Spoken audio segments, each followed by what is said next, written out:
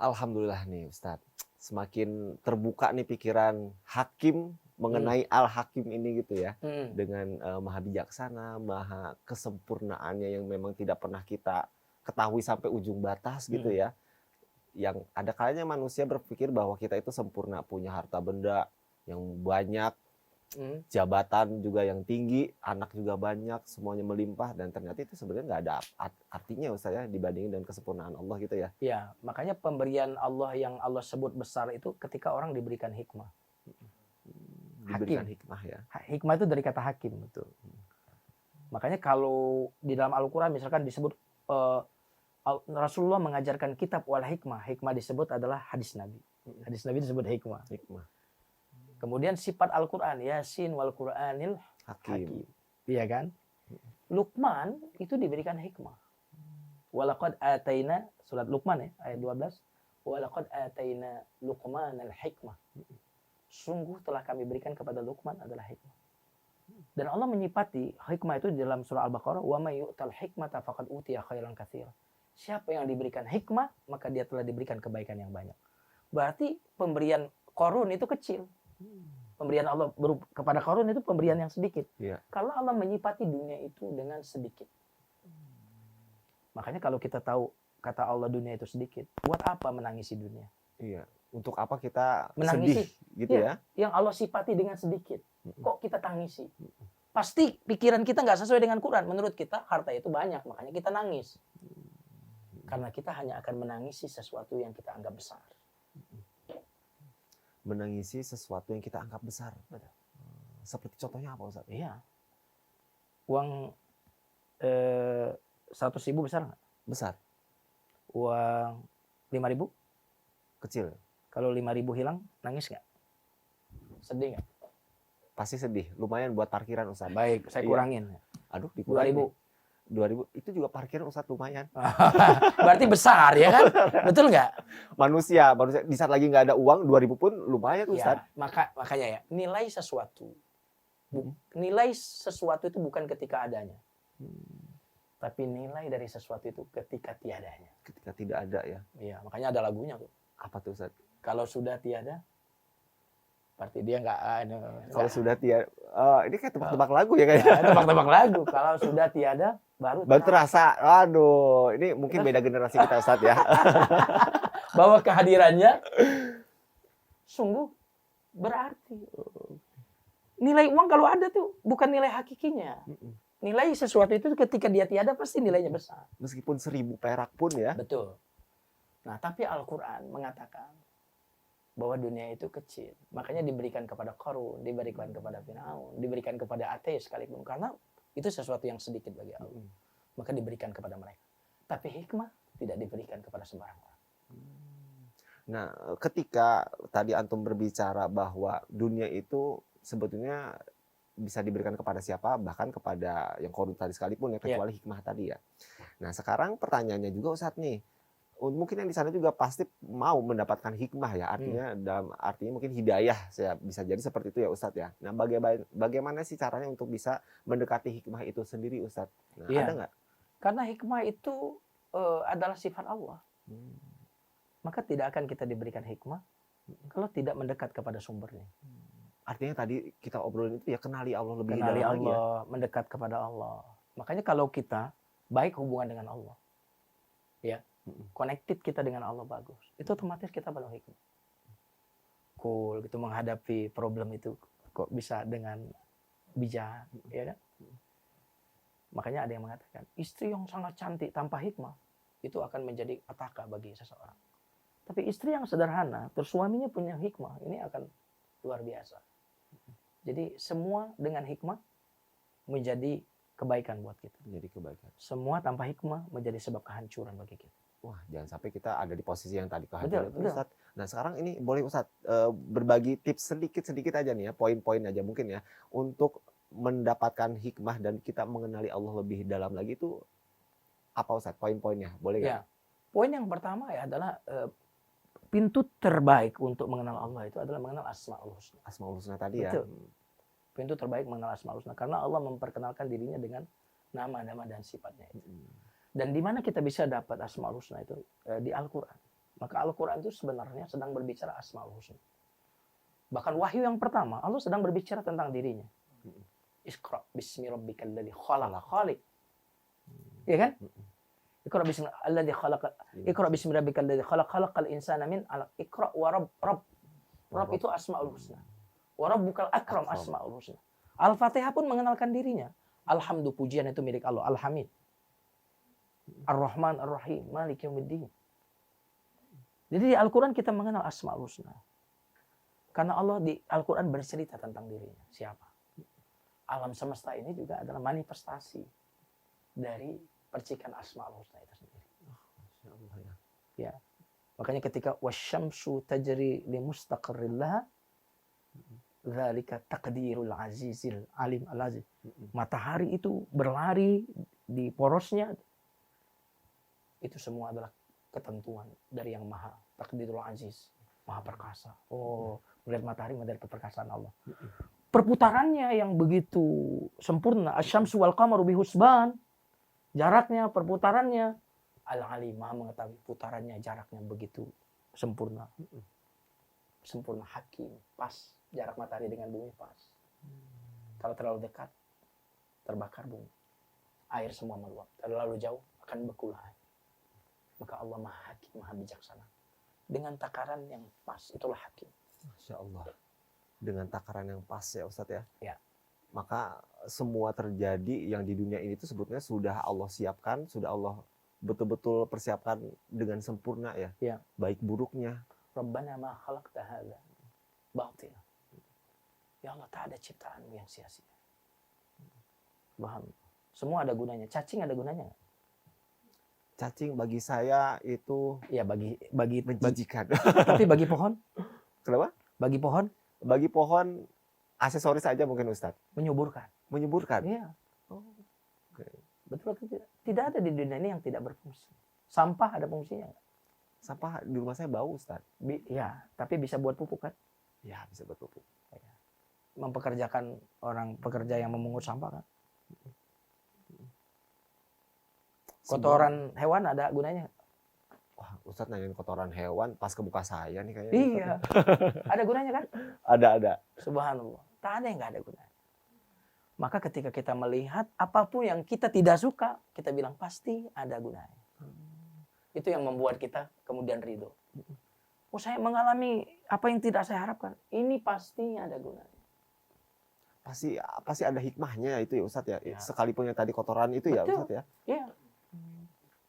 Karena berarti mungkin semuanya saling berkaitan ya. Betul. Iya kan? Karena penciptanya satu kan. Ya. Ya, maka ketika kita memahami berkaitan ini berarti apa? Kita melihatnya secara makro. Ketika kita melihat secara makro itu, ya Allah, sempurna Engkau. Hakim Engkau. Tapi kalau kita melihat secara mikro, seperti tai lalat di sini, lihat tai lalatnya secara mikro menjijikkan. Tapi secara makro keindahan. Ya kan? Ya, kematian ya. Secara mikro musibah, secara makro rahmat Allah. Berarti nih ada kalanya kita sebagai manusia itu melihat atau memandang sesuatu itu jangan hanya dari satu sudut pandang mungkin gitu Ustaz ya. Jadi berpikirlah dari sudut pandang yang lainnya. Pasti itu kan ada hikmah di balik itu semuanya ya. Ya, tidak ada kitab suci yang paling mengajak kita untuk berpikir kecuali Al-Quran. Jadi kita itu menjadi tenang bukan cuma ketika kita berzikir. Tapi tenang itu juga karena kita berpikir. Kata Nabi Ibrahim kepada Allah, ya Allah, petunjukkan kepadaku bagaimana engkau menghidupkan yang mati. How? Ya. Kata Allah, awalam tu'min? Emang gak percaya? Bala, percaya dong Allah. Walakin liyatma'inna qalbi. Agar hatiku menjadi tenang. Jadi ketika kita mampu memikirkan how, itu kita akan membuat kita tenang. Afala yanzuruna ilal ibili kaifa khuliqat wa ilas samai. Makanya wahyu yang pertama turun adalah berpikir, Iqra. Masya Allah. Nah, terkait dengan apa yang sudah tadi kita bicarakan nih Ustadz nih, mengenal Allah lebih dalam lagi tentunya akan mengenyampingkan suudzon kita ya. Artinya suudzon ini mungkin akan terkikis selama-kelamaan selama kita memang mengenal Allah lebih dalam lagi ya. Betul. Terkait kita kena ujian atau mungkin kita menghadapi segala sesuatu, ketika kita sudah mengenal Allah lebih dalam lagi, itu pasti kita akan bisa menerima hikmah itu sendiri, hakimnya itu sendiri seperti apa gitu Ustaz ya. Betul. Kita hanya akan suudzon kalau kita melihat diri kita saja. Selalu kalau melihat Allah, ya, kita akan punya harapan, husnuzon kepada Allah. Karena tidak ada yang datang dari Allah kecuali kebaikan. Keburukan itu hanya dari kita.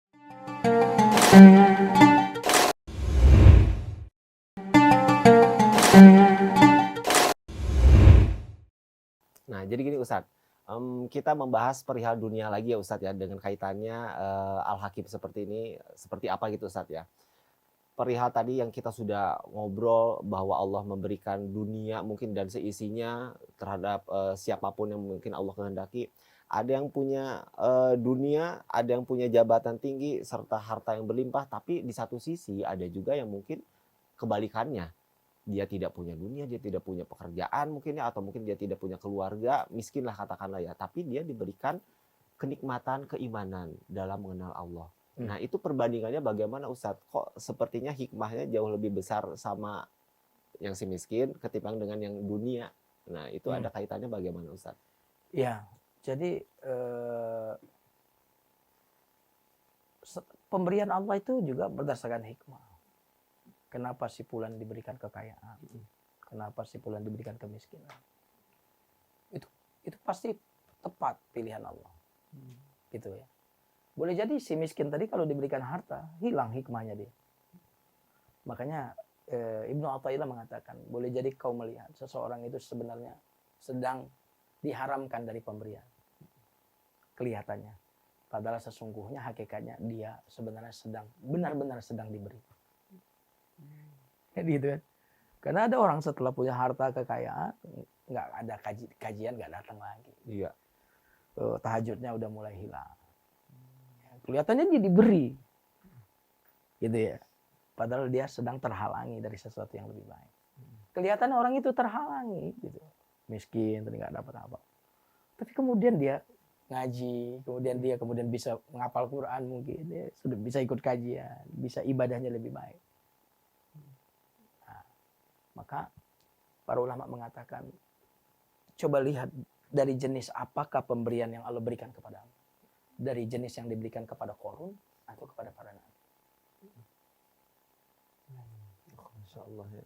Jadi artinya kita juga sebagai manusia sebetulnya jangan terlalu muluk-muluk juga Ustadz ya untuk meminta dunia dan juga minta sesuatu hal yang sebetulnya itu jauh dari kata sempurna ya. Mintanya keimanan dan juga pengenalan kita ke dalam Allah itu sendiri mungkin gitu sebenarnya ya Ustadz. Yang diminta bukan dunia, hasanah dunia. Hasanah ya. Rabbana atina fid dunya hasanah. Yang kita minta tuh hasanah. Bukan dunia. Yang kita minta tuh bukan harta, tapi hasanahnya harta. Yang kita minta tuh bukan jabatan, tapi hasanahnya jabatan. Karena kalau kita mendapatkan hasanahnya dunia, itulah yang menjadi sebab kita mendapatkan hasanahnya akhirat. Gitu. Hasanah tadi Ustaz ya. Betul. Yang kita minta hasanah.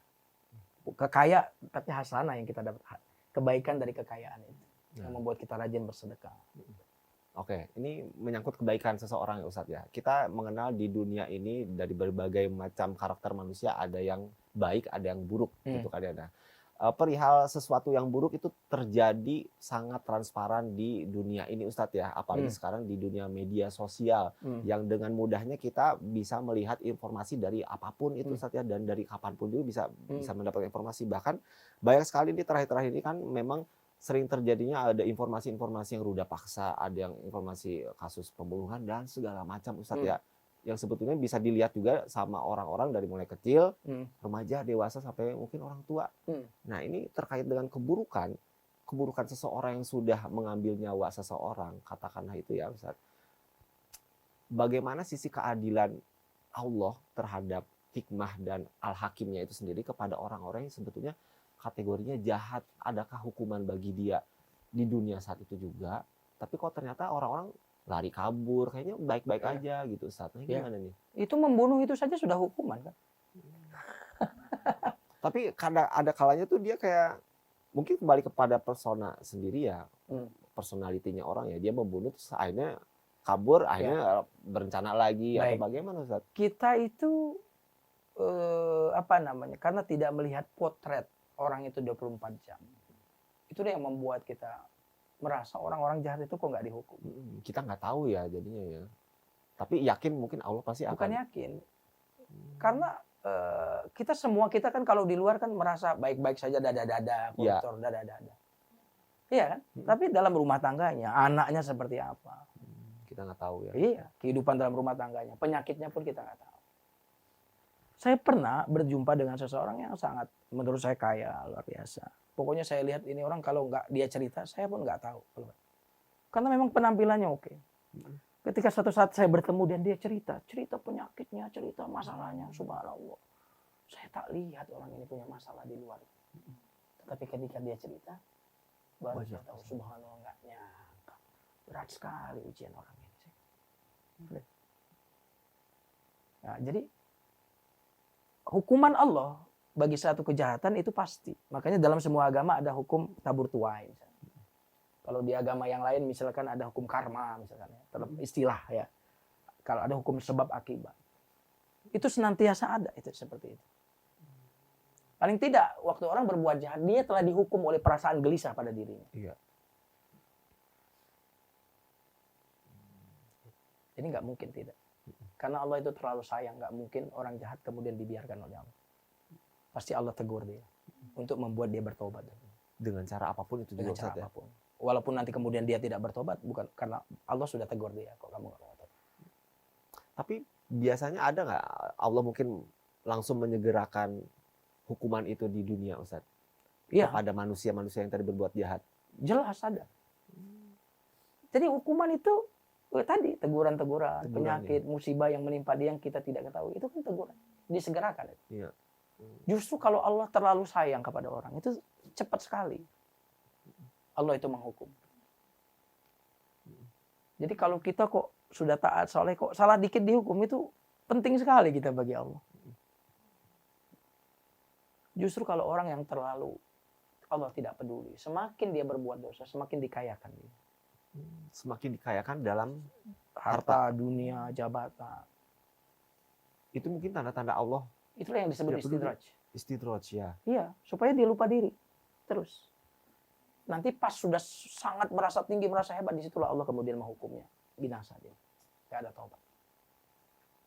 Wah, hati-hati juga nih ya. Buat orang-orang yang punya harta benda banyak. Ya, justru orang-orang yang baik seperti Mas Hakim, orang-orang saleh ini, justru seringkali mendapatkan teguran. Salah ngomong dikit ditegur. Karena kita begitu pentingnya bagi. Seperti anak kita, salah dikit saja kita diamkan. Iya. Tapi kalau anak orang lain kan peduli amat. Gitu. Betul. Mungkin kadarnya berbeda dengan yang kita punya anak sendiri, betul, ya Ustaz ya. Betul. Meskipun setidaknya kita peduli. Karena kita kepada anak kita itu kita punya harapan lebih. Iya. Makanya marahnya lebih besar kita kalau dia salah. Iya. Artinya kita sebagai manusia yang sebetulnya Allah kasih keimanan nih, harusnya berbangga hati ketika ditegur, ya Ustaz ya. Makanya kenapa orang-orang yang beriman itu semua keadaan bagi dia mengagumkan, ajaib. Bahkan termasuk yang tadi teguran, ujian juga. Iya, ajaban di amril mu'min. Mengagumkan urusan orang beriman. Semuanya kenapa? Karena dia tidak pernah melihat segala sesuatu dengan kacamata negatif. Pasti positif. Nah, kalau kita mau mengukur apakah kita beriman atau tidak, apakah seperti itulah keadaan kita ketika kita menghadapi semua keadaan, semua peristiwa. Nah sekarang perihal mengukur keimanan kita, Ustadz ya. Ketika kita punya keimanan itu sendiri, jangan sampai iman ini turun. Jangan sampai ketika kita sudah mengenal Allah, terus lantas kita diberikan ujian, akhirnya kita malah jadi mundur, kendor. Nah artinya kita pengen istiqomah nih Ustadz nih, keimanan ini.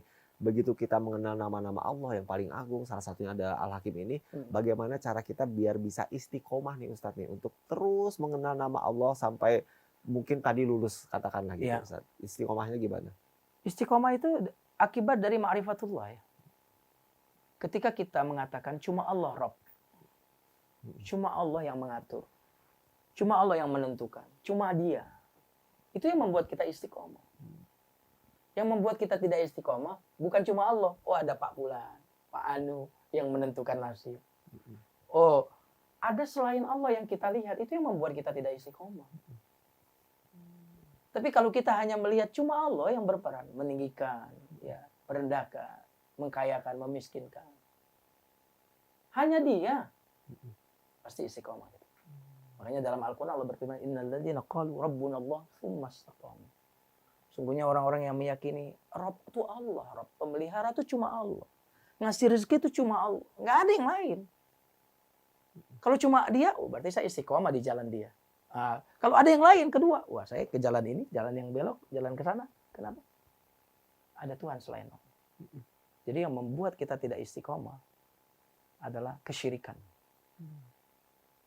Ada sekutu selain Allah. Termasuk ke manusia itu sendiri ya? Ya sekutu itu bisa Pak Fulan. Yang tadi disebutkan. Perusahaan Fulan. Artinya ini berarti kita harus menggantungkan diri sepenuhnya kepada Allah, Ustadz ya? Ya. Makanya ilmu yang paling tinggi itu ilmu tauhid sebenarnya. Tauhid ya. Kalau tauhidnya sudah benar, maka orang ini akan istiqomah. Kalau tauhidnya orang benar, orang ini fala khaufun alaihim wa lahum yahzanun. Tidak ada takut, tidak ada sedih. Takutnya kepada yang satu itu aja, nggak yang lain. Tauhid ya Ustadz ya, sebetulnya dasarnya juga ya. Jangan sampai ketika kita tidak mengenal tauhid, begitu diberikan ujian, akhirnya kita lemah, jadinya malah ya tadi ke sekutu lain tuh, ke fulan dan fulan yang lain ya Ustadz ya. Betul, justru makanya keimanan kita itu akan nampak di saat ujian. Semua orang mengatakan saya beriman, saya husnuzon. Ketika dia berada dalam kenyamanan, dalam kesehatan, dalam keberlimpahan, itu semuanya teori. Maka ujian itu sebenarnya cara Allah agar kita mengalami tauhid, bukan berteori tentang tauhid. Ujian yang sebetulnya adalah agar kita memahami tauhid, bukan cuma memahami, mengalami tauhid. Mengalami tauhid. Kalau tauhid gampang memahami tauhid. Siap deh, Masya Allah nih. Ini perbincangan yang luar biasa ya. Saya memahami uang 1 miliar bisa, tapi punya uang 1 miliar itu yang penting. Sama, saya juga belum punya uang 1 miliar Ustadz ya. Gampang kan tahu uang 1 miliar? Tahu aja. Gampang, nolnya tahu berapa bisa. gitu ya. Tapi yang paling penting adalah punya 1 miliar. Dan Allah mendatangkan musibah itu agar kita tidak berteori lagi tentang tauhid. Tapi agar kita mengalami tauhid. Masya Allah, syukur jazakallah Ustadz ya, atas ilmunya. Semakin memperdalam lagi buat saya pribadi dan juga buat teman-teman di luar sana nih, insya Allah nanti kita akan memperdalam lagi ilmu tauhid dan yang paling penting adalah ilmu asmaul husna tadi. Betul. Ya. Syukur Ustadz atas ilmunya. Afwan. Nanti akan kita bagi-bagi kalau ada 1 miliar Ustadz ya. Oh siap. Terima kasih banyak. Masya Allah. Waalaikumsalam.